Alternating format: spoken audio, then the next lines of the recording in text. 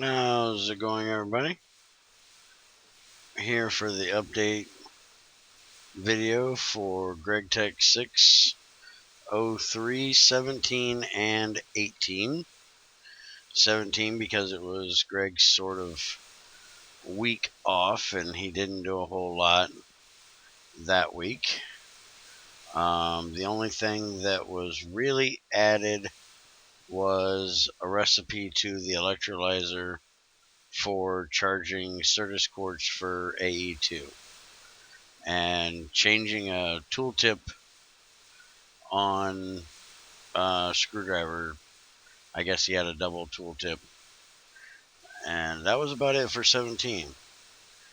18 is the one that's got a little bit of meat to it. Mainly what he worked on, I'm not going to be able to show you here, which was just a lot of compatibility stuff with IC2 Classic from Spygear. I hope I said his name right. I always have issues with names. You can find his IC2 Classic mod on the Curse Launcher if you're interested in checking it out. So Greg spent most of the week, making sure that everything worked well with that. I had tested it out a while back and I'd found a few issues with power, I do believe. I've built a test world for me to go in and play a little bit with the IC2 Classic and Gregtech 6 just to see how well it works. I'll probably do some recording once I get some stuff done there.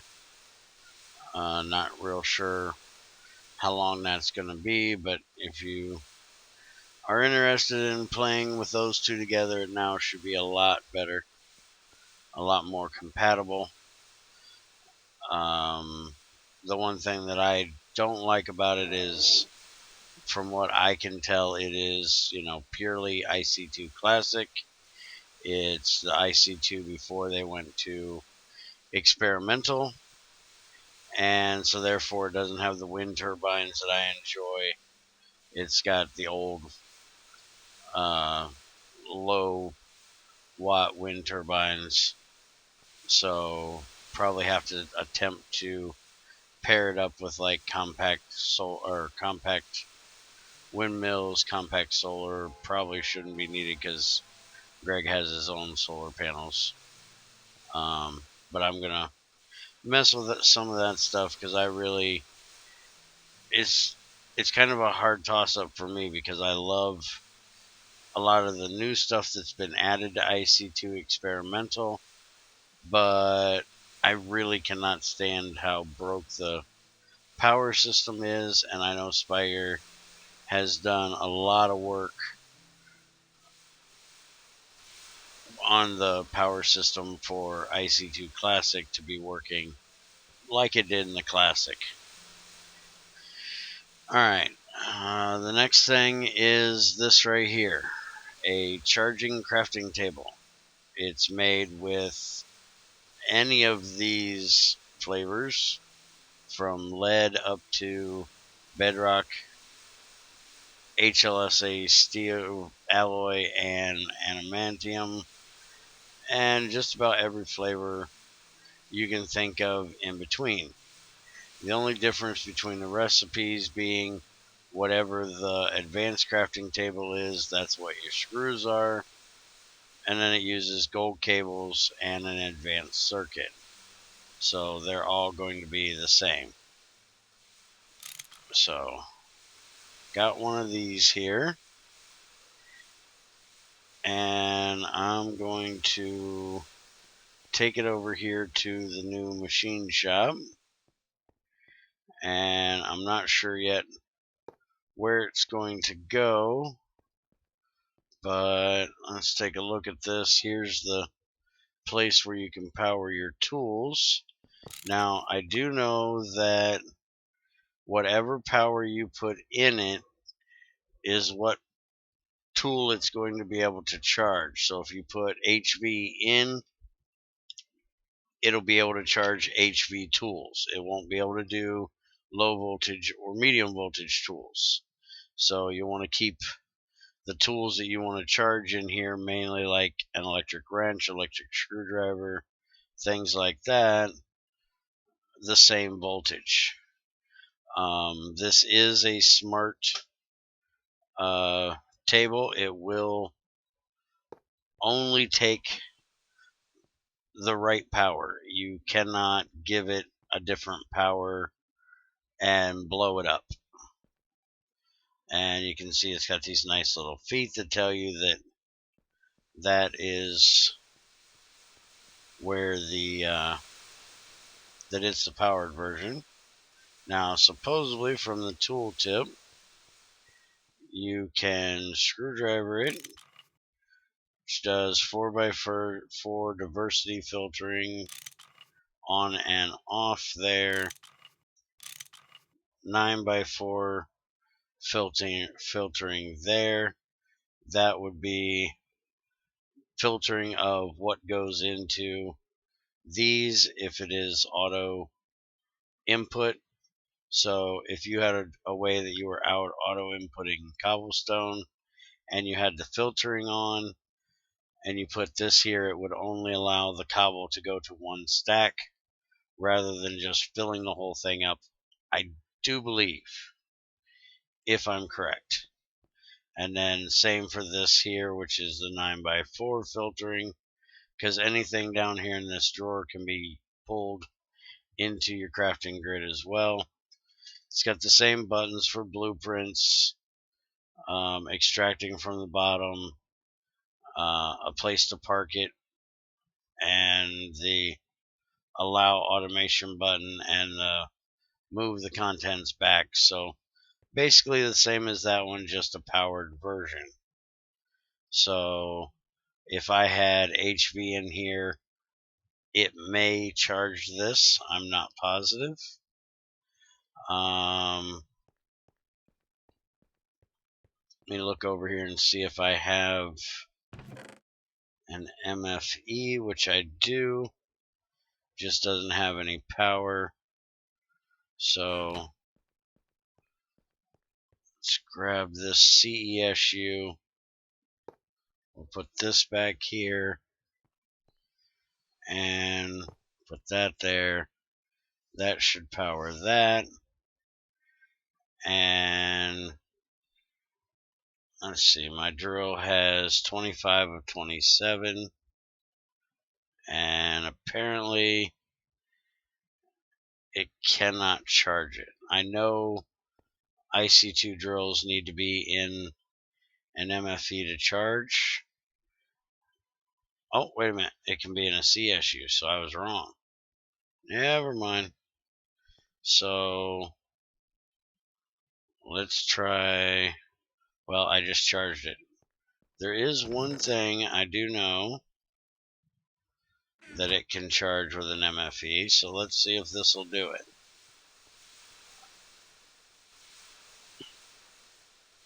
And that is a brand new energy pack, because mine decided to die for science today.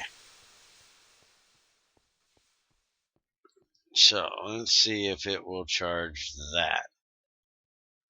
And that definitely does need HV power, but it doesn't seem like it is doing it. So maybe it won't do IC2 tools. So let's grab the big boy.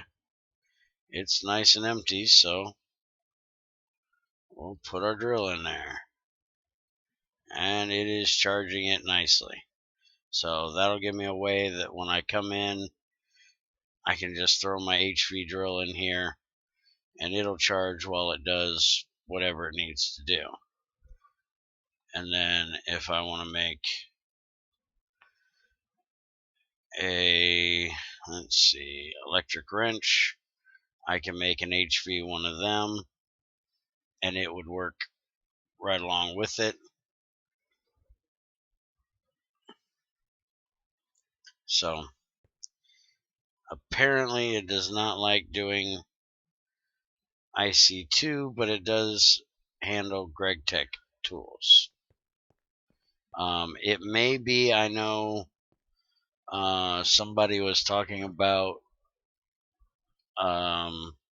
charging crystals in Gregtech batteries. Battery boxes don't work, so maybe because this is made with crystals, that's why it's not doing it.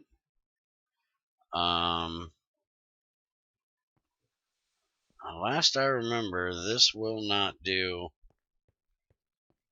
Trying to think here. Let me come back here, because I swear I cannot charge this in a battery box, even though it says power tier 1, which will be low voltage. I swear it will not charge in it. Alright, the durability is down to 24. So let's go and stick this in a bat box and see if it will charge. It goes in, but it is not charging. Oh, wait a minute. Now it ain't. Okay, some reason it went in even though it shouldn't have. Alright, so let's grab this bad boy, put him over here, take the MFE off, turn this direction, and we will try putting this up there and see if it charges. And duh, your CSU is empty, so it's definitely not going to charge. Do I have power in this one? Yes, I do. Alright, so you go there, turn it this way, and durability is 26 of 27. I think it charged it. Let's go do a little bit more braking here. Check and make sure.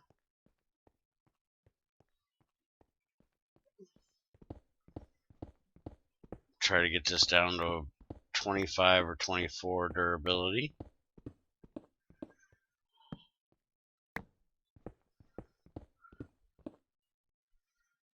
Alright, we're down to 24. So we'll go give this a shot and see if this charges. Now, while I'm doing that, there was also some inventory tweaks support added this week. Alright, it is definitely not charging it. Alright, so it doesn't like IC2 tools, or even though it shouldn't charge in a bat box, it wants one. So let's go grab a bat box. He said have fun clicking the buttons that are half obstructed by slots because he has no idea how to set their coordinates.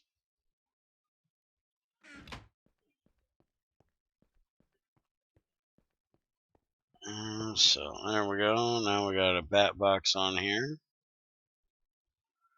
and not charging it. So it definitely will not charge IC2 drills, but it will charge Gregtech stuff. Let's see. Sulfuric acid is the other major change that happened this week. Invisible, I think it's 92, had said that the sulfuric acid setup that I had here was incorrect when I put out the video showing it off.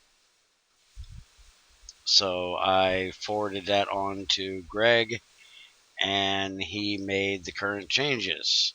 So hopefully these are a little bit closer to what they're supposed to be. Now the sulfuric dioxide need to be put in a mixer with vanadium pentoxide dust or platinum dust. These are a catalyst. They are not used. You can see the tooltip does not get consumed in the process. It's just a catalyst to make the sulfuric dioxide turn into sulfuric trioxide. And then the sulfuric trioxide will then be mixed with the distilled water or regular water and turned into sulfuric acid. So I will need a second mixer now for this setup, and sometime later on I will get to work on getting that set up. I want to get power taken care of first, which I really need to get taken care of. Let's take a look here.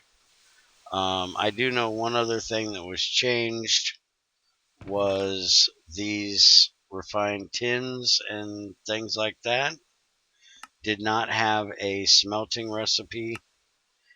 They also, if you put them into a shredder, would give you a dust, which for some reason they still do. They also did not have a smelter recipe.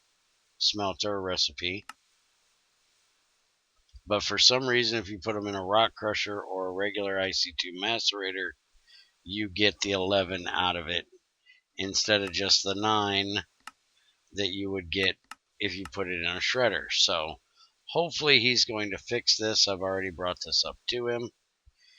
If not, then my old rock crusher will come back out and I will use it. I'm not going to use it for this recipe for like tin and stuff, but I will use it for like brown limonite and magnetite, things that I need to put into a roaster or electrolyzer or something like that. And then I would just use dust funnels to collect the dust and put it back the proper way, because I have this whole box here of bauxite and chalcopyrite that I want to get done. I also have pyrite and ilmenite, and as of right now, if I throw this into a shredder, I'm going to get a dust, which will lose the 2 extra nuggets. And then this is what needs to be thrown in the roaster. There is no roaster recipe for just the chalcopyrite. So I'm going to wait and see if that gets fixed for the shredder, or if it gets stays the way it is. And if it does, then I'm going to bring my rock crusher over here and hook it up and use it to crush them down. Let's see. And that looks like that's about it. I don't know of any other things that were not on the change log, and that's all that is on the change log. So hope that helped. If you find anything else that I might not have touched on, let me know so everybody else can learn from it. And if you have any questions, problems, concerns, either take them to Greg directly at the IC2 Gregtech forum in his Gregtech development channel, or leave me a comment here and I will gladly forward them on to Greg and see if we can get them taken care of. Have a good day, take it easy, and I will see you next time.